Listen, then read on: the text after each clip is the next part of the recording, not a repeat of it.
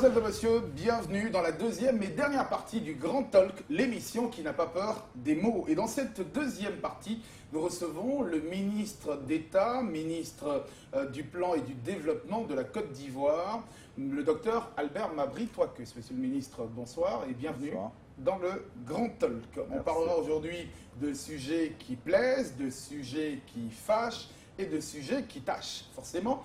On parlera de politique, on parlera de société, on parlera aussi et surtout de ce plan et de ce développement de la Côte d'Ivoire vers une émergence pour 2020.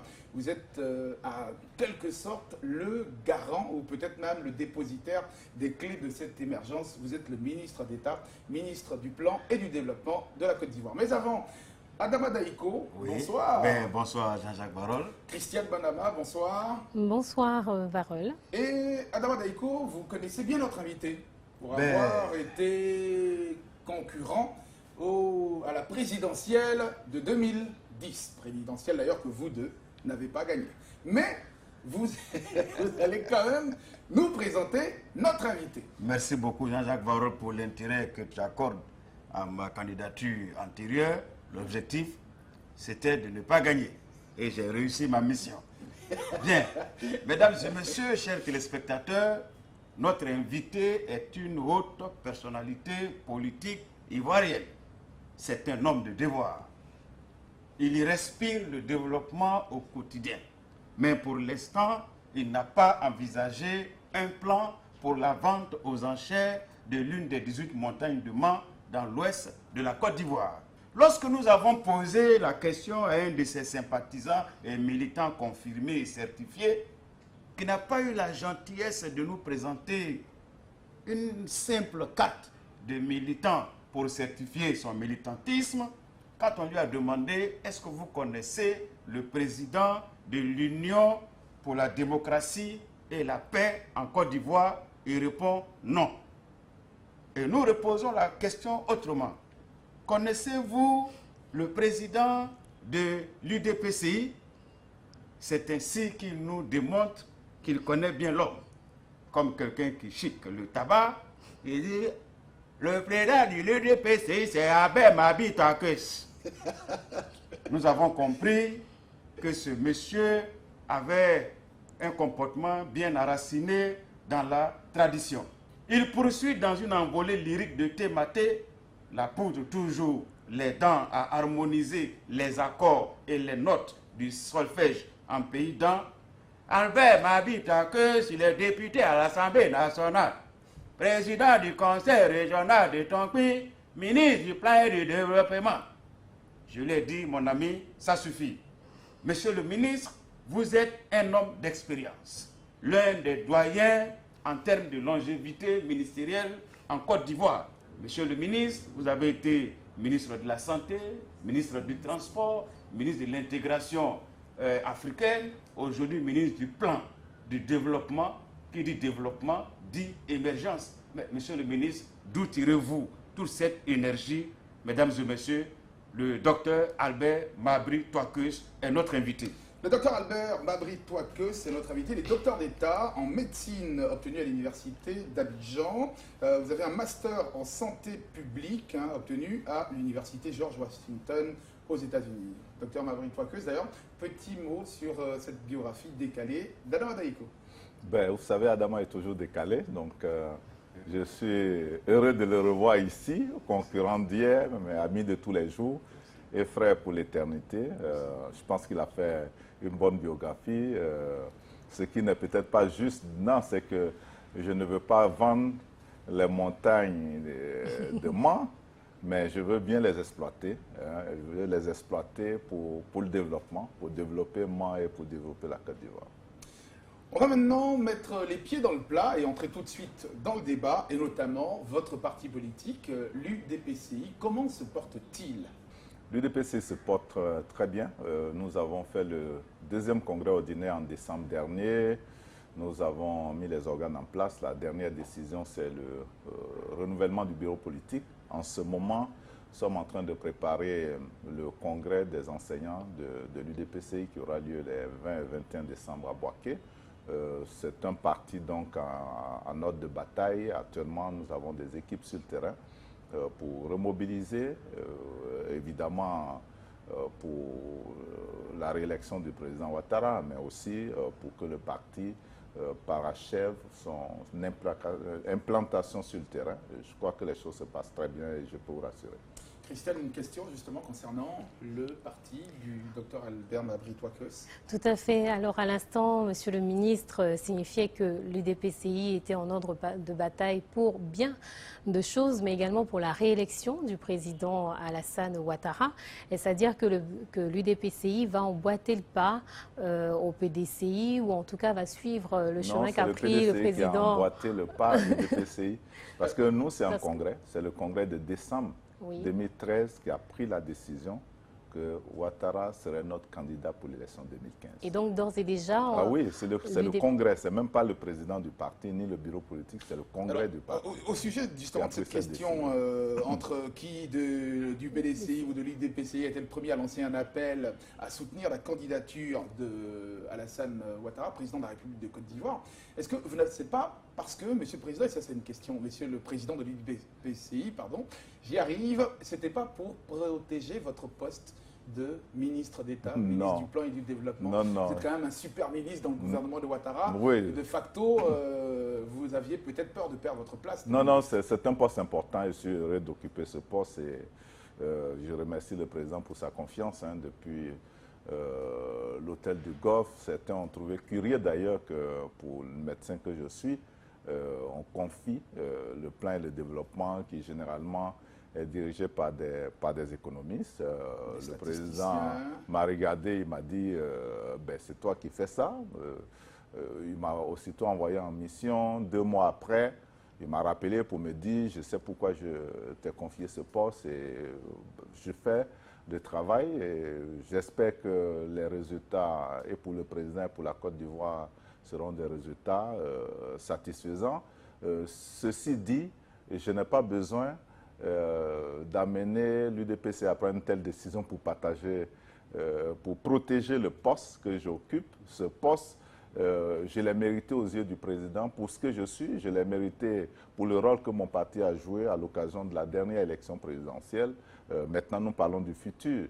Et quand moi je parle du futur, je parle du futur de la Côte d'Ivoire. Qu'est-ce que nous devons faire? Mabry, l'UDPCI et tous ceux qui partagent notre vision, qu'est-ce que nous devons faire pour une Côte d'Ivoire meilleure? C'est ce que le congrès dernier a décidé en choisissant Ouattara comme candidat. Et ça n'a rien à voir avec la situation présente. Je pense que nous faisons ce que nous pouvons pour mériter, en tout cas, le poste que nous occupons. Congrès, il faut le rappeler, qui a plébiscité évidemment votre élection à la présidence du parti. Alors, beaucoup dans votre parti, notamment à l'UDPCI, vous reprochent d'être le seul militant de ce parti à occuper une fonction ministérielle. Mais ce n'est pas vrai, parce que l'UDPCI a eu déjà... mais à ce jour, vous êtes le seul, oui, depuis la mort du général Robert Guéhi, vous êtes le seul à être resté en lice jusqu'à ce jour. Ça semble créer des frustrations dans le parti. Non, l'UDPCI a eu en 2001 2 postes. Je n'étais pas parmi les 2 qui avaient été choisis. J'étais député à l'Assemblée nationale. Ensuite, il y a eu Marcoussi. Et en sortant de Marcoussi, nous étions 2 à y aller. Donc nous sommes restés jusqu'à ce que nous perdions un des postes. Vous savez, un ministère ou un poste important au nom d'un parti, ça sert à faire plusieurs choses. D'abord, représenter dignement le parti. Deuxièmement, s'assurer que la mission qui est confiée mobilise l'ensemble de vos cadres et que vous vous mettez en ordre de bataille. Chaque fois que la situation s'est présentée, nous avons eu des concertations et quand il est utile que je continue, je continue. Vous savez très bien qu'en février 2010, au moment où Daïko et nous avions déclaré notre candidature, on nous a dit « vous ne pouvez plus être membre du gouvernement ». Je suis sorti du gouvernement et j'ai promu un autre cadre du parti qui est resté jusqu'à l'élection, qui après l'élection a continué avec moi au gouvernement. Donc c'est selon les cas et c'est dans l'intérêt du parti que ces décisions sont prises après, évidemment, consultation de tous ceux qui nous aident à prendre les bonnes décisions. Adam Adaïkou, pour fermer la question évidemment sur Oui, les partis, vous êtes président du Dromican, parti politique quelque peu obscur dont on ne sait pas grand-chose. Monsieur le ministre d'État, merci beaucoup. Vous avez tout de suite fait comprendre que le gouvernement actuel fait la promotion de la culture, je veux dire de l'excellence. C'est parce que vous le méritez que vous êtes à ce poste. Le passé instruit le présent et ensemble construisent l'avenir. Vous nous projetez déjà dans l'avenir. C'est ça. Monsieur le ministre, vous êtes une formation politique importante et vous avez été le premier parti à soutenir la candidature, la réélection du président Alassane Ouattara. Au cas où il est élu en 2015 comme président de la République, c'est votre souhait, c'est mon souhait aussi, le bien-être de la Côte d'Ivoire. Allez-vous toujours accepter un seul poste ministériel? Oh, vous savez, ce que nous voulons, c'est que l'UDPCI est mieux que ce ne soit pas que des postes ministériels, mais bien d'autres choses dans ce pays. Donc, quand l'occasion se présentera, nous en discuterons avec le président. Ce que je sais, c'est qu'il tiendra compte de notre avis. Il fera en sorte que l'UDPCI se sente pleinement dans l'action de l'État qui sera conduite par lui après sa réélection. Et moi, j'ai foi que les choses se passeront très bien. On va refermer le chapitre sur l'UDPCI pour ouvrir un autre chapitre concernant justement l'alliance au sein du RHDP et du RHDP, donc les oufouettistes. Alors, on se souvient encore de cet appel de Daoukro, ce fameux appel lancé par Henri Konan Bédié, et cette demande de congrès jumelé PDCI RDR.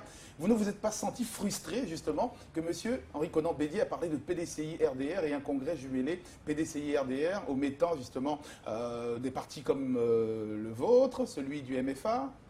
Non, je ne crois pas. Je ne suis pas frustré et puis je n'ai pas de raison d'être frustré. Le président Bédié est notre doyen. C'est en ce qui me concerne mon papa que je consulte et qui me donne des conseils avisés. Je l'ai vu avant d'aller au congrès de l'UDPCI. Je lui ai fait le retour du congrès de l'UDPCI. Il m'a dit qu'eux-mêmes, ils feront la même chose et que c'était une bonne décision que nous avons. Donc, moi, je n'ai pas été surpris et je sais que ça se passe dans un cadre, c'est dans le cadre du RHDP. D'ailleurs, le président de la République, à sa suite, a eu à préciser, puisque les deux se sont parlé quand même, a précisé qu'il s'agit donc d'un mouvement RHDP qui se mettra en place.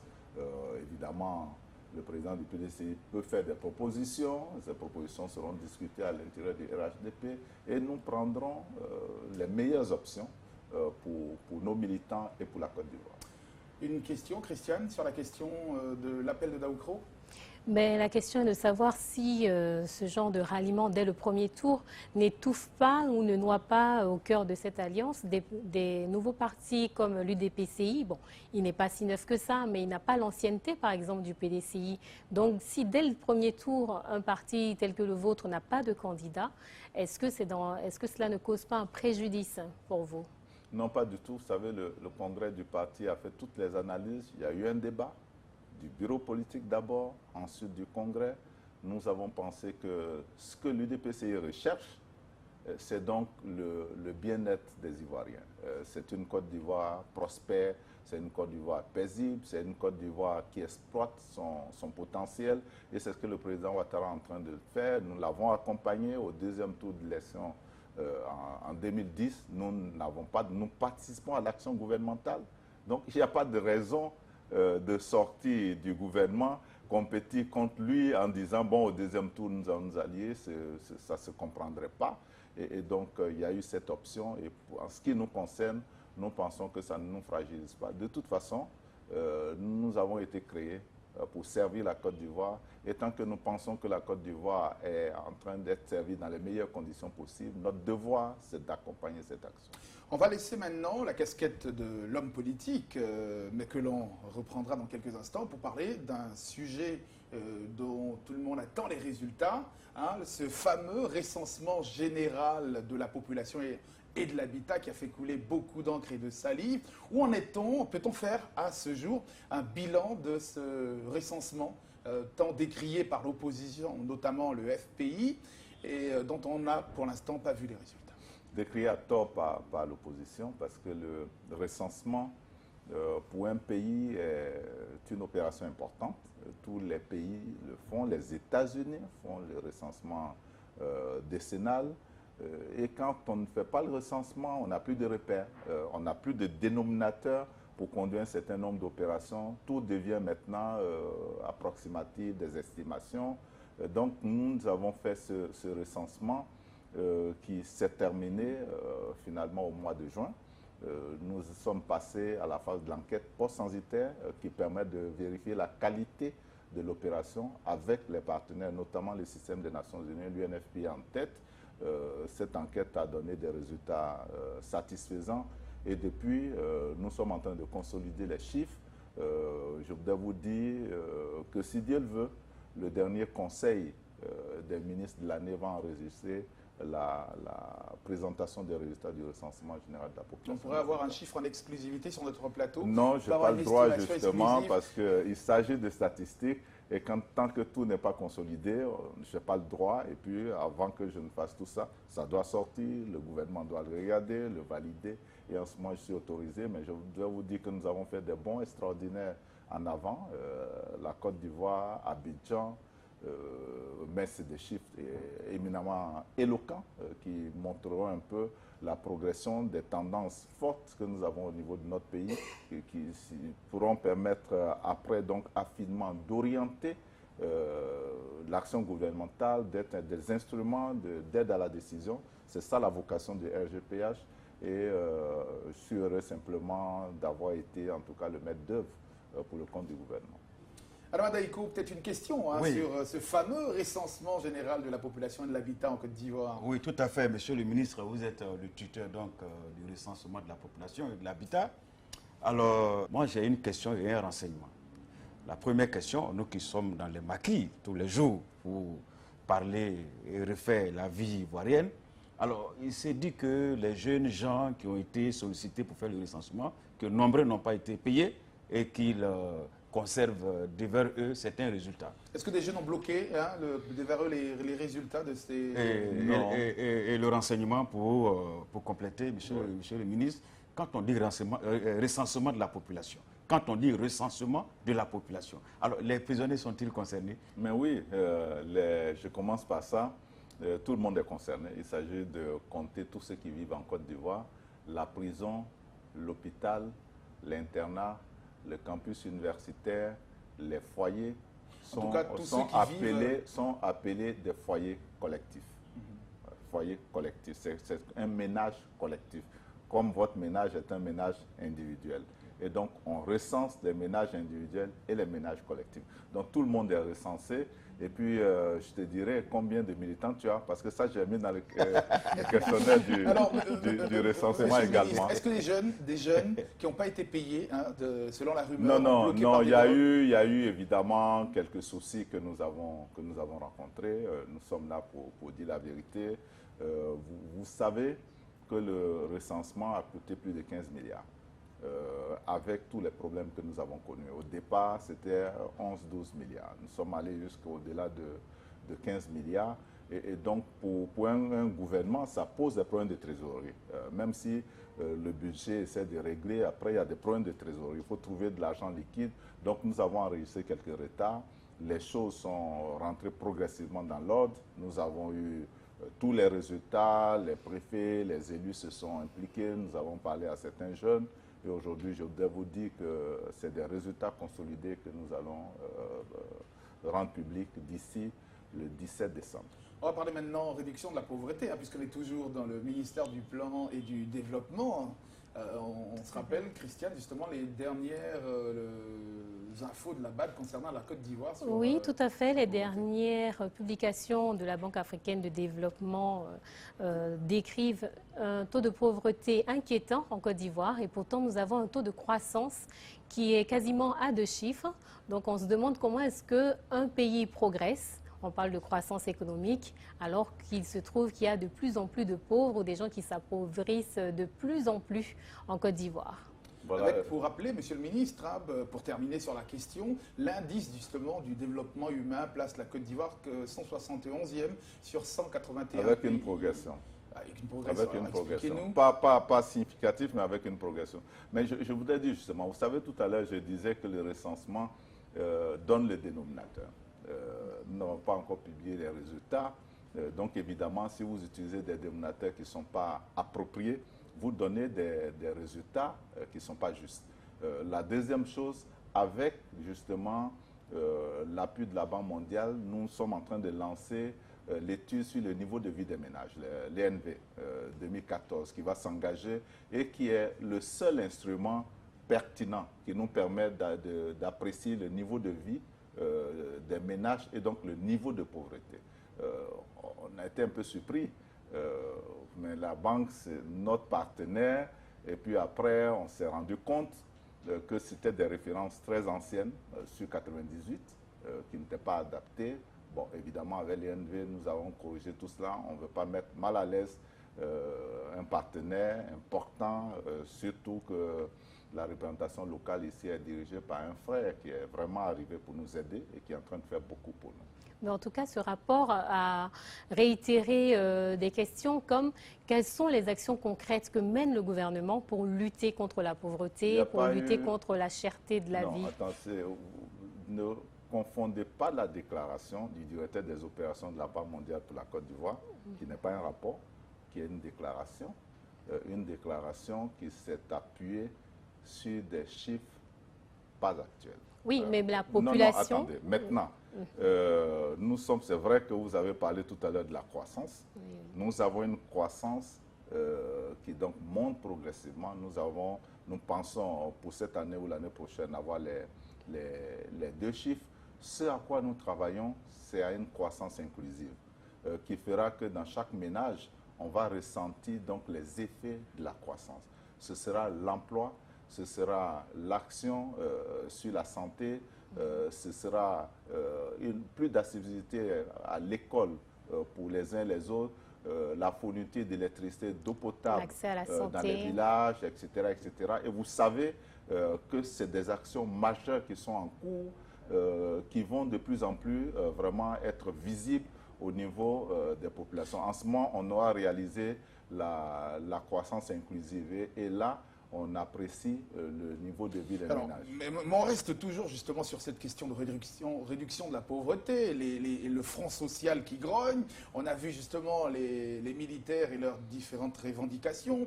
On voit maintenant la grève de la faim des prisonniers politiques, les régies financières qui veulent entrer en grève. On a un front social qui bouillonne de plus en plus. Ouais, vous savez que quand il s'agit d'argent,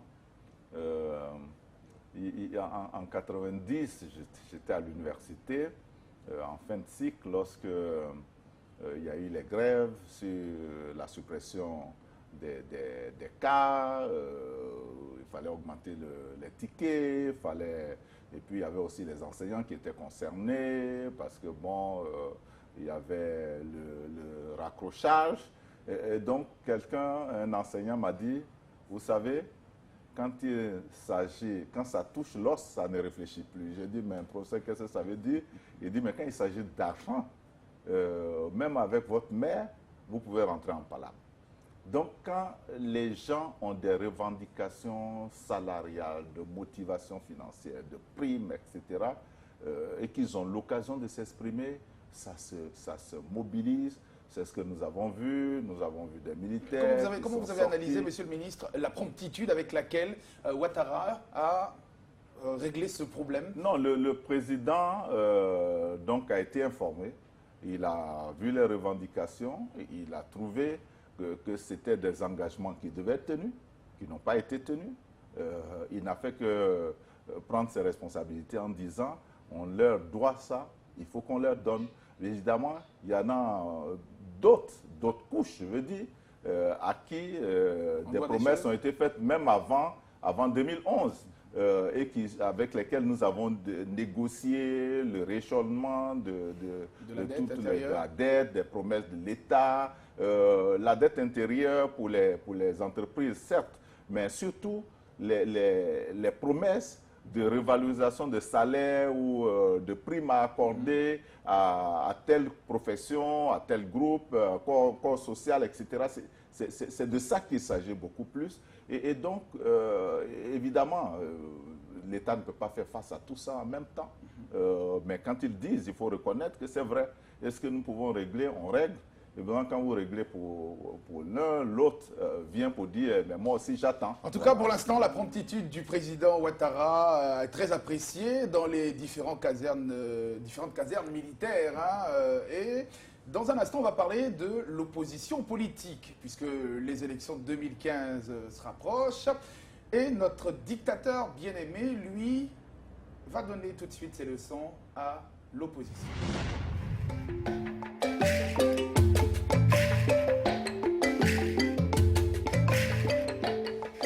Chers compatriotes, concitoyens, je vous rappelle que je suis le premier citoyen de ce pays, garant de votre intelligence. Je vous rappelle que j'ai été plébiscité avec un tonnerre d'applaudissements, avec une explosion de joie, de klaxons, de voitures, de motos et de vuvuzelas. N'ayez pas la mémoire courte. Ma constitution est la constitution de notre pays, autorise le financement de tous les partis politiques. Chers compatriotes, voici une opposition qui a pour seul projet de société la démission du président que je suis. Je ne démissionnerai point. Oui, je ne démissionnerai point pour vous faire plaisir. Je vous vois. Une opposition en perte de vitesse, en perte de publicité, en perte de crédibilité,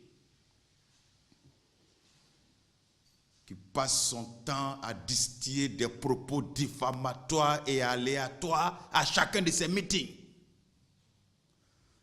Je vous informe que le rôle de l'opposition, c'est de faire des critiques constructives pour que moi, j'avance. C'est de critiquer, oui. C'est de dénoncer les dérives de notre bonne de notre bonne gouvernance. Mais je vous rappelle que casser, violer, insulter, piller, ce n'est pas un devoir citoyen. Il faut que vous le sachiez. Bien. À compter de ce jour, je mets à la disposition de l'opposition un espace de 1000 hectares, sonorisé et sécurisé dans une forêt classée, pour la tenue de tous vos meetings et sittings, autorisés ou non autorisés. J'ordonne une rallonge de 50% sur les subventions allouées aux partis de l'opposition. Voilà une opposition qui refuse la main tendue dans la journée, mais qui ne refuse pas les enveloppes détendues dans la nuit. Mes chers compatriotes, ce qui est décidé est décidé. Point final. Aucun trait à la ligne.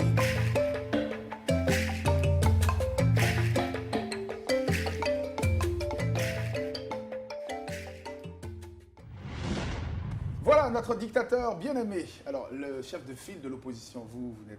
Est-ce que vous avez déjà été dans l'opposition une fois, c'est ça? Ben oui. Ouais. Ça a duré combien de temps? Parce que vous avez tellement duré ministre. Depuis 2005, on se demande si à un moment vous avez été opposant. Ah oui, j'ai été opposant, même ministre. Ah oui. J'étais opposant.